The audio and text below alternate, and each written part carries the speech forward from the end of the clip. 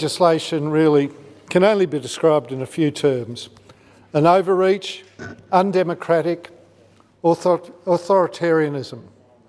I'm honestly shocked and dumbfounded that we're here today debating a bill that threatens to send people to jail for protesting, let alone protesting about issues of national and global importance. The right to protest is a healthy and thriving part of our democracy. Suppressing it under any circumstances sets a very dangerous precedent. Now, you may be surprised, but I support some of what Mrs MacArthur was saying tonight. What we really need and what we should have been doing for many, many years is establishing new timber plantations and reforesting areas that have already been decimated. Well, not decimated, just devastated. This is where Australia should be going, in creating a high-value timber industry, not raiding old-growth forests. And protesters that are pointing towards the destruction we're carrying out are really helping us today. These people are not criminals. I mean, you know, climate change, the State of the Environment report, our own report into ecosystems decline points that we are going the wrong direction. We are clearing trees at a great rate. We're not replanting and revegetating. We're not creating a new timber industry, which we should be doing. Anyway, I just think that we're going the wrong way and we're going to punish the wrong people. This bill proposes doubling the penalties for non-violent direct action and citizen science surveying. Citizen science surveying, really? Jail? Send people to jail for citizen science survey in areas designated for logging. Under this bill, protesters attempting to prevent or disrupt native forest logging in Victoria will face a staggering 12 months jail or $21,000 in fines. How is this proportionate? There are many well-documented cases of violent criminals convicted of assaults and muggings, sentenced to a year in prison. Does the government seriously think that peacefully protesting logging carries the same severity as violent crime?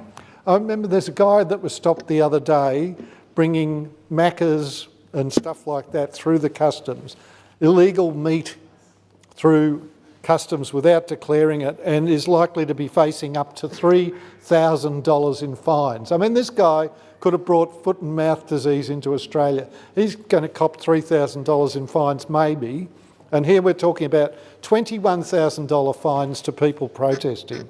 The bill is a dangerous attack on democracy. The government's rationale for this legislation is, to paraphrase, we want to make sure workers go home to their families each day. Well, yes, of course we do.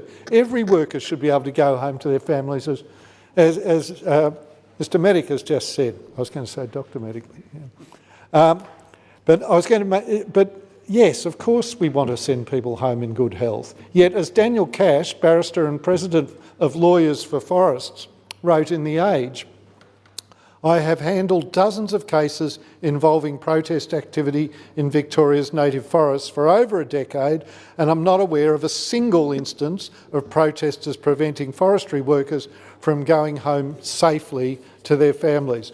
To push forwards with erroneous and overreaching punishment is one thing, but to let hyperbole run wild and depict these protesters as reckless thugs is truly shameful. Remember the extraordinary fines and prison sentences proposed in the first edition of the pandemic legislation. Well, these fines and jail sentences should go the same way.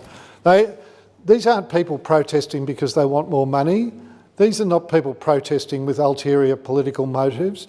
These are people protesting because they care about the health and well-being of our state, our country and our planet.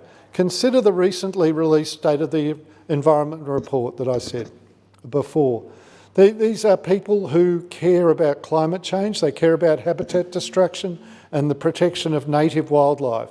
Above all, they care about future generations. They're not criminals, and to treat them as such would be just wrong, plain wrong. The government wants to pick on logging protesters. Well, will they be imposing these excessive fines on other protesters, such as those who blocked the Westgate Freeway? This is quoting a paramedic's viral post on social media when there was a blockade of the bridge by construction workers. It took me over an hour and a half to move 10 k's to hospital. And tonight, hours after we expected these protests to end, the freeway was still shut. All of these extra delays are to your family members, your friends, people genuinely needing attendance for emergency. So why is there one rule for presumably government-sanctioned protests and another rule for other protesters?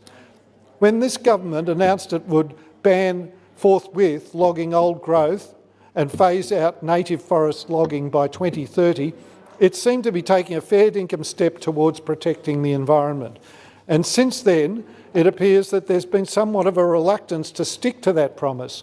In recent Planning and Environment Committee hearings, we've been told of the goalposts being shifted as to what actually constitutes old growth forest now. Seemingly the government's providing itself some wriggle room to at least partially renege on that commitment, if they haven't done so already. So unfortunately, a great deal of goodwill from the government's phase out has been lost, especially when you consider that VicForest itself is at the centre of controversy. The bureaucracy has been the defendant of lawsuits pertaining to unlawful logging and has even referred itself to the anti-corruption watchdog over spying allegations.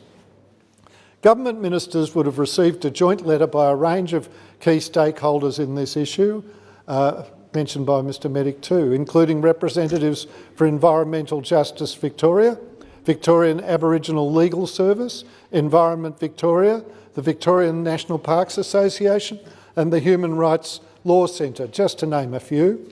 And I'd like to quote a powerful excerpt from their joint letter, which is rather relevant and very powerful. While you work to further criminalise protest, VicForest, your government logging agency, and I'm quoting, has repeatedly broken logging laws. The recent decision of the full federal court in Friends of the Leadbeater Possum versus VicForest confirmed that VicForest contravenes 6 state environmental laws in 66 areas of forest and unlawfully logged, including by failing to avoid serious and irreversible damage to the vulnerable greater glider, failing to protect the critically endangered Leadbeater's possum and destroying native tree species, end quote. You can forgive the community for wanting to keep a close eye on their conduct. If anyone needs a watchful eye cast on them, it's not the community, it's not protesters, it's this bureaucracy. I will not support those who wish to scapegoat protesters, who seem to be trying to protect our environment, and I vehemently oppose this bill.